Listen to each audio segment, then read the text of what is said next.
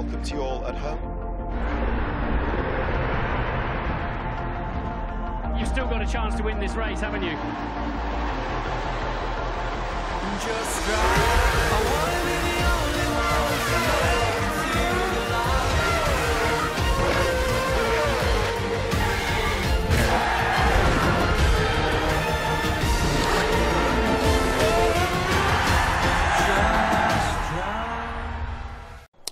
Hey guys, Harrison1 back at it with a brand new video for you, and welcome to episode 8 of season 2 of Dre TV, where we talk some Formula 1 with some F1 2014 in the background. This is a little 25% race I did around Australia. One of my favourite races I think I've done to date in this game. I was very, very happy with how this one turned out. I was just in the zone for this one, and McLaren handled really nicely. And yeah, one of my favourite races I've done so far in this game. I thought I drove really, really well in that one. Not bad for a casual guy like me. A couple of updates to fill you in with first. First of all, very sorry it's been 10 days since my last video. Like, holy crap. I'm not proud of having that kind of break. It was kind of a forced break in the sense of I was really busy at university this last 2 weeks, just getting a lot of assignments done. I had an exam yesterday, which pretty much marked the end of the semester for me. And just in general, it was just a very, very busy time, and I just did not have the time to make videos or anything like that. I mean, I just about had time to get a podcast in and whatnot, so that was a little bit busy. But yeah, just segueing along there nicely. I have a new podcast out. It's called the Harrison 101 podcast. It's called Motorsport 101. It's on the website, so I'll put a link to it in the description. It's at harrison101.com/podcast. I'm on there. I've done a couple of shows with Ryan King, you may know from the Formulae, and the Finish Line podcast. He works a lot of Athlete VG. You probably know him quite well if you know me on this channel very well. You probably know him. And the Kraken as well has been in 2 of the 3 episodes so far. It's still a lot of work in progress. The audio isn't wonderful, and you know, it's not perfect, obviously, but you know, it's a brand new podcast. There's going to be some kinks to iron out, and yes, it will be on iTunes very soon. And of course, it's absolutely free. So, if you like these videos and you want a little bit more in-depth talk, discussion, a bit of friendly banter as well alongside all of that, while talking some F1, I'd highly recommend you go over there and check it out. I'd really appreciate the support on that one. It's a university project that essentially I'm just taking to the next level, essentially, which hopefully it'll work out quite nicely. Anywho, let's actually talk some Formula 1, and let's talk about McLaren in what I like to think is a new era at the McLaren team, so to speak. This is going to be basically like the first of a 2-part series where we talk about a new era, and this is the first one where we talk about McLaren-Honda and their new partnership. And yeah, the whole thing was officially announced yesterday. Like, Fernando Alonso was pretty much the worst kept secret in Formula 1 about being a McLaren driver. We all kind of probably already knew that and put 2 and 2 together and realised it was probably going to be him. So yeah, essentially, Alonso was made official yesterday, but there was a lot of talk about who his teammate might be, and there was a lot of flying names, whether they were going to keep Button, whether they were going to, stick with Kevin Magnussen, their youth product, or whether they were going to take the real gamble and go with Stoffel Vandoorne, who obviously had a brilliant season in GP2 this year. So I'll talk about Magnussen and Vandoorne a little bit later on, but let's talk about the current lineup. I mean, it is now the oldest team in Formula 1 in terms of a driver comparison. 33 and 34 respectively. I think Button's 35 in January, so it's a very, very experienced lineup. It's the most experienced in F1. Together, when Australia rolls around, they would have 29 seasons combined in Formula 1, and it'll be Jensen's 16th consecutive year in Formula 1, which is an incredible achievement no matter which way you look at it. It's an incredibly strong lineup. I mean, Alonso might be the best driver in the world right now, pound for pound. Jensen Button, I think, under the radar, has had a very, very good time at McLaren, despite the last 2 years McLaren's car has been very substandard. I think by their standards they've been pretty terrible. To be in 5th in the Constructors for 2 consecutive years is not the McLaren we know and love. But Button has been the constant in that team for a long time now. I mean, think of it this way. McLaren have not retained a driver lineup since 2012. That was the last time they kept both of their drivers for a year, because 2012 you had Button and Hamilton, 2013 you had Button and Perez, 2014 you had Button and Magnussen, and now 2015 you've got Button and Alonso. Like McLaren, that might be part of the problem as to why their cars struggle, because they've not had a consistent lineup for 4 consecutive seasons now. They've had different drivers around, and maybe that's not entirely a good thing. We'll have to wait and see. But it's definitely not the best idea in my opinion as to, you know, how to build a decent team. Rotating drivers, like having a ridiculously high staff turnover, doesn't tend to be a good thing in business most of the time. But you know, it's a very, very strong lineup. It might be the best in Formula 1 now. I know a lot of people still like the jury's still out, I think, on Nico Rosberg a little bit over at Mercedes. A lot of people think Hamilton's the best driver in the sport, and there's a viable argument to that. And people still say Ferrari a little bit as well. I mean, if Raikkonen and Vettel didn't have bad years this year, would Ferrari be the strongest driver lineup? I'll leave that for you guys to debate. But no matter which way you look at it, it's a very, very strong lineup. Probably 2 of the best 6 in Formula 1, I would say, right there. It's experienced, it's fast, there's over 50 wins, I think there's about 50 wins between them, and over 100 podiums. It's an incredible unit, it really is. So, you know, so if anything can get the best out of that package, it'll be those 2 guys for sure. And the biggest problem for me though with McLaren is without doubt the strength of their car. Like, the drivers I don't think have ever been the problem. They've always attracted good quality drivers. Like, Button has always been great. Hamilton obviously has been fantastic. You know, Perez I don't think was ever given a fair shot doing just the 1 year. And it's difficult to assess drivers at McLaren, and I'll explain why in a bit. But McLaren's biggest problem for me has always been their car, and the chassis and the aero changes that they've gone through in the last couple of years have ruined the car. Like, Martin Whitmarsh fundamentally changed the McLaren car in 2013, and it didn't work at all. They were about 1.5 seconds off the pace, and that's where McLaren have been for a little while now. And you know, they've made a big deal in bringing in Peter Prodormu from Red Bull to hopefully sort out some of their aerodynamics. I mean, Peter came in, first thing he did, essentially copy Red Bull's wing. Because why the hell not? If you can't stand the heat, cheat effectively.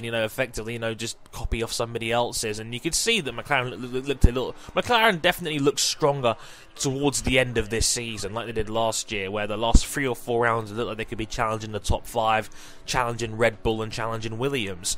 They looked much closer in that regard in the second half of the year.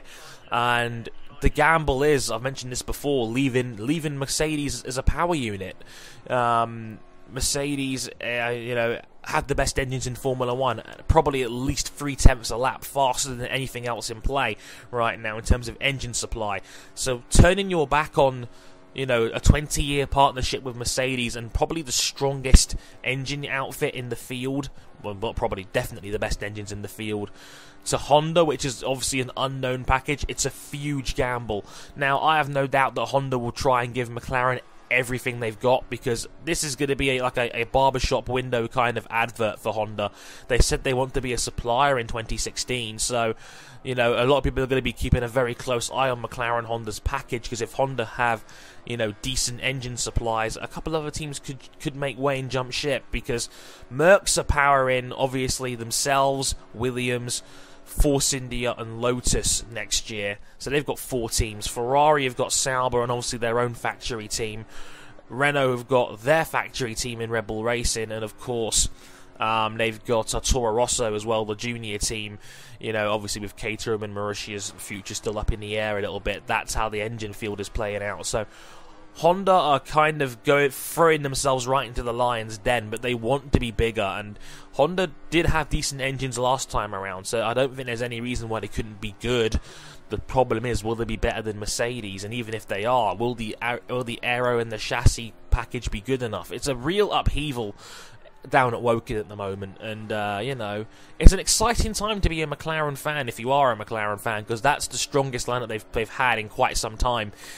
You've got arguably the best driver in the world right there as well, and I think Button will definitely be a little bit better than Alonso in the short term, because Button knows the car, knows the system, has been integrated in part of the Woking team for the last 5 years now. Alonso hasn't been down there in about 8, so you know, he's got to take some time to get used to the car again, get that tested mileage under his belt, because the Honda engine wasn't particularly reliable in the Abu Dhabi test this past fortnight ago, while Stoffel Vandoorne only got about 4 laps in. So they were clearly struggling in that regard, which, you know, isn't a good look either. But, you know, time will tell. Like, people thought Red Bull were going to be absolutely terrible this year. They still ended up being a clear second place in the constructors because their development team in-house is that good. So, you know, no matter which way you look at it, there's a lot to like about what's going on here at McLaren for sure.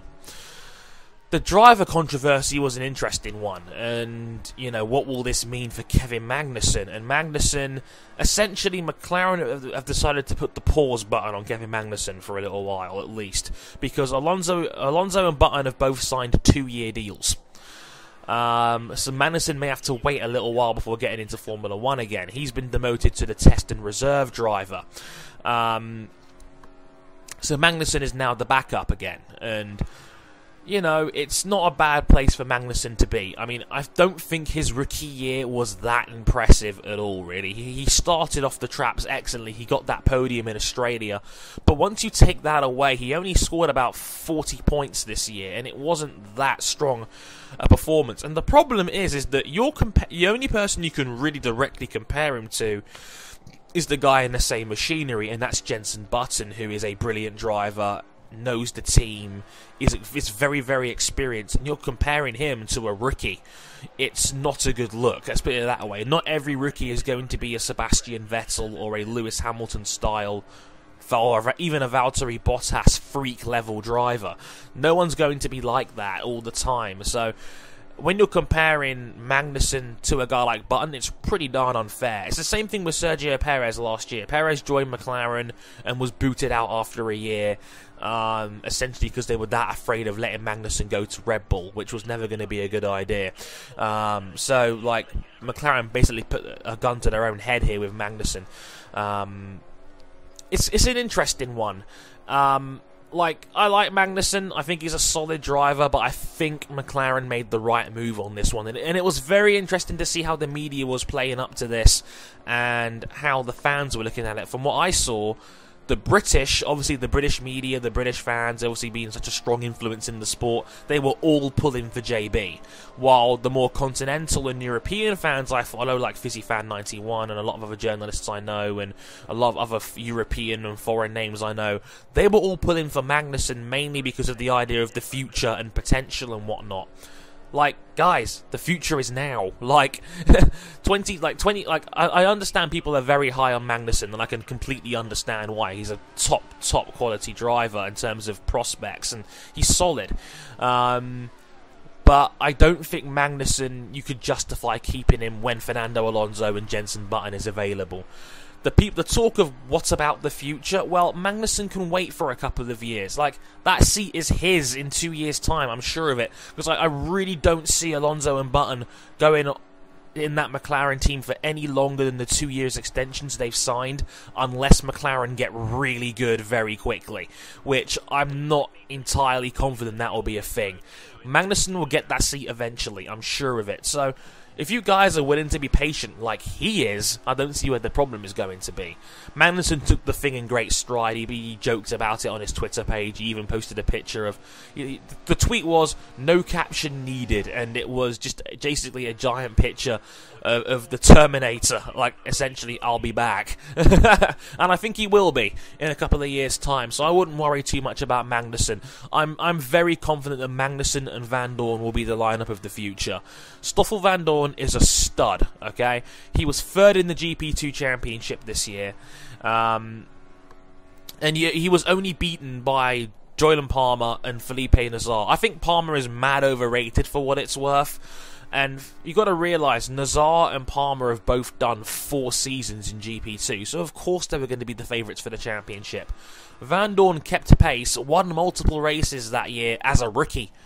That is an alarming thought, and now that Palmer's not going to be in GP2 next year, and now obviously Nazar is with Sauber next year alongside Marcus Ericsson, there's no reason why Stoffel can't cakewalk next year's GP2 championship, because we've already confirmed he's returning to GP2 next year, and he's their test and developmental driver. So Stoffel, he's going to be a guy that's waited in the wings. And I think the biggest problem that McLaren have is that they've got such a logjam of amazing talent. They've got the experience in Alonso and Button, and they've got the youth and exciting potential prospects in Magnussen and Vandoorne. The problem is that they don't have a second team like Toro Rosso do, with obviously having, you know, Carlos Sainz Jr. and Max Verstappen down there, and obviously a conveyor belt of talent they can just plug into that car whenever they feel like it. McLaren don't have that luxury, so there's going to be a logjam there, and it doesn't help when you've plugged the hole with a 33-year-old in Fernando Alonso. Don't get me wrong, if you can sign Alonso, you go get Alonso, but at the same time, you're stunting another guy's development in the process. And I understand the argument for keeping Magnussen, for sure. There's definitely a viable argument to be made there, but for me, going forward and starting with a brand new package, I think you need the experience to shine through. Because if the car sucks, it doesn't really matter who you put in the car. So you might as well put the best drivers available you've got in there for the time being. Have a stable package. Maybe then you can ease a Magnussen or a Vandoorne in. But that's just my take on the whole thing. It's a shame because McLaren effectively backed themselves into a corner when because remember, they sacked Perez for Magnussen. That was McLaren's way of saying, we think Magnussen's the better prospect than Sergio Perez here, who was touted as the next big thing after 2012. So it's not an easy situation for McLaren to have been in, and now they had Alonso who wanted to sign for them, and they needed a big name because McLaren are struggling for sponsors. Being a midfield team has hurt them, and you know they can't pull in the big names they used to have. They didn't have a title sponsor this year. Alonso's going to bring in big ass sponsorship with Santander and a couple of other firms and whatnot. So like there's a lot to like about Alonso coming in beyond just the fact he's an incredible driver. He brings marketing, he brings fans, he brings pull, and that's something that McLaren need. They need star power, and that's what Honda need. Honda like having big stars, and that's what they got behind Jensen back in the BAR days. So all that is going to be a thing, and yeah, it's an exciting time to be a McLaren fan, like I said before, and I'm very, very curious to see how it all comes together in the end, because like I said, there's a lot of reasons to get excited, but there's also a lot of ways where this could very easily go wrong. So I'd love to hear what you guys have to say on this one as ever. I'd love to hear what you guys think. Let me know, do you think McLaren are going to bounce back into the top class again? Do you think they're going to struggle around in the mid-car? Do you think the Honda switch is a good one? Do you like the Alonso-Button partnership, or would you have rather gone with Magnussen or Vandoorne? I'd love to hear what you guys have to say, as always. I hope you guys enjoyed the video, and I'll catch you guys next time. Thanks for watching. Sayonara.